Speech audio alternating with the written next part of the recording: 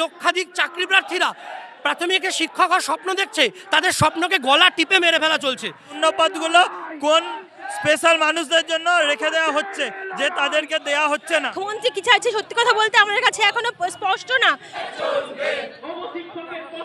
হকের দাবি আদায় করতে আবারও কলকাতার রাজপথে নেমেছেন 2022 সালের টেট উত্তীর্ণ চাকরি প্রার্থীরা। ইতিমধ্যে তারা শিয়ালদা মেট্রো স্টেশন থেকে মিছিল শুরু করেছিলেন, সেই মিছিল ধর্মতলা ওয়াই চ্যানেলে গিয়ে শেষ হবে। তাদের দাবি স্পষ্ট, 13,421টি যেই শূন্যপদ আছে সেই শূন্যপদ তারা মানবে না এবং দ্রুত 50,000 শূন্যপদ নিয়োগ করতে হবে। স্বচ্ছ নিয়োগের দ্রুত দাবিতে ইতিমধ্যে তারা বিক্ষোভ মিছিল করেছেন। সেই মিছিল ইতিমধ্যে সরাসরি মৌলানি ক্রসিং হচ্ছে এবং এই মিছিলে উপস্থিত আছেন বিভিন্ন চাকরি প্রার্থীরা। তারা কি বলছেন সরাসরি শোনাবো আপনাদের। আমাদের সঙ্গে রীতিমতো প্রহসন করা হচ্ছে।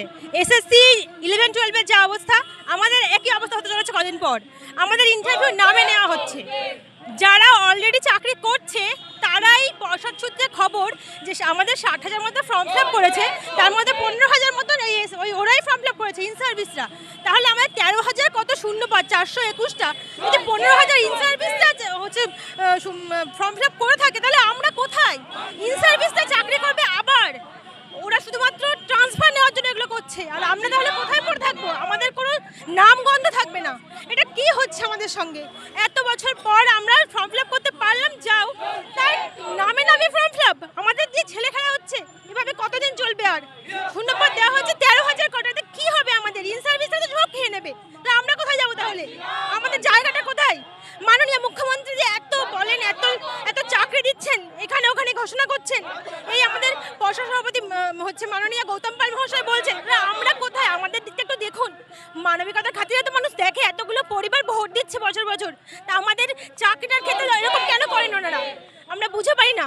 আমরা সেই জন্য আজকে দাবি জানিয়ে পথে নেমেছি। আমাদের ফর্ম ফিল আপ হয়ে গেছে জানি, তাও যদি মানবিকতার খাতিরে কিছু অন্তত ব্যবস্থা করেন, কিছু এই শূন্যপদে আমাদের কিচ্ছু হবে না, কিচ্ছু না। ইন সার্ভিসটা সবটা নিয়ে নেবে। আমরা কি করব?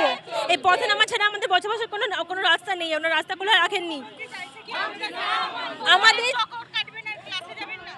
মুখ্যমন্ত্রী কি চাইছে সত্যি কথা বলতে আমাদের কাছে এখনো স্পষ্ট না।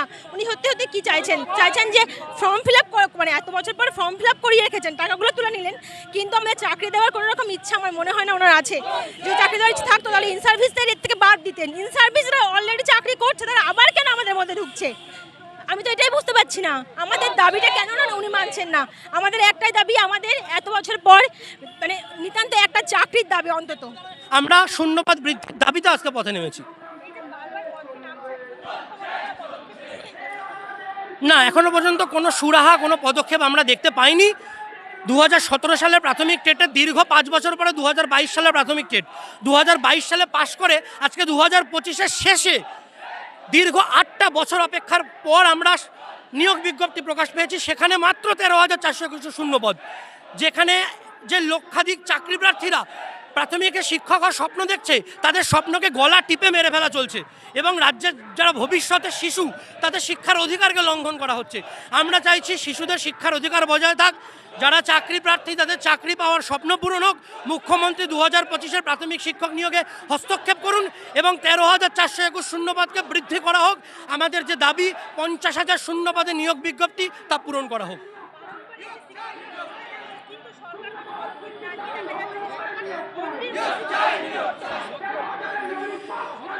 মন্দির মসজিদ যেভাবে দরকার, প্রতিটা ধর্মস্থান যেমন দরকার, তার পাশাপাশি কর্মসংস্থান দরকার, শিক্ষাক্ষেত্র দরকার।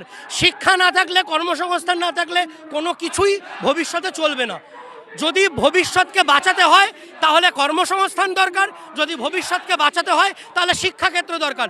শিক্ষা বাঁচলেই বাদবাকি সমস্ত কিছু বজায় থাকবে, নত কোনো কিছুরই কোনো মূল্য নেই।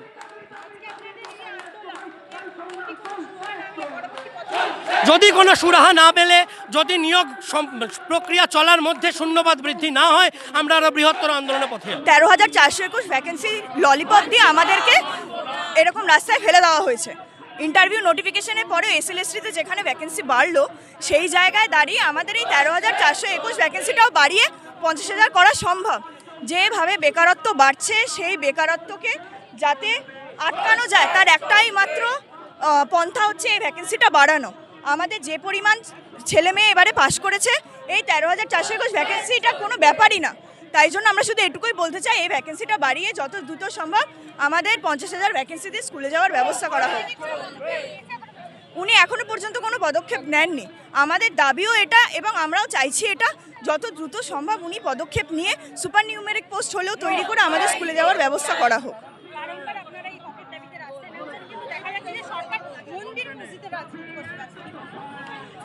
এই মন্দির মসজিদে রাজনীতি করতে বেশি দিন চলা সম্ভব না। আমরা শুধু এটুকুই বলতে চাই, যদি শিক্ষা, স্বাস্থ্য এবং বাসস্থান থাকে তবেই একটা রাজ্যের উন্নতি হওয়া সম্ভব। এটা আমাদের ভ্যাকেন্সি, আমাদের এতটা ভ্যাকেন্সি রয়েছে, মুখ্যমন্ত্রী এইভাবে ছড়িয়ে দিলেন আমাদেরকে। আমরা আন্দোলন করছি, প্রায় 8 বছর আন্দোলন করছি। সেই আন্দোলনে কি হলো, ভ্যাকেন্সিটা দেওয়ার কথা ছিল, সেই ভ্যাকেন্সিটা এইভাবে দিয়ে দেওয়া হলো। এত কম ভ্যাকেন্সি এই আমলে কিন্তু হয় না। 8 বছর পর আমরা নতুনরা সুযোগ পাচ্ছি, এই 8 বছর পর নতুনরা সুযোগ পাচ্ছি।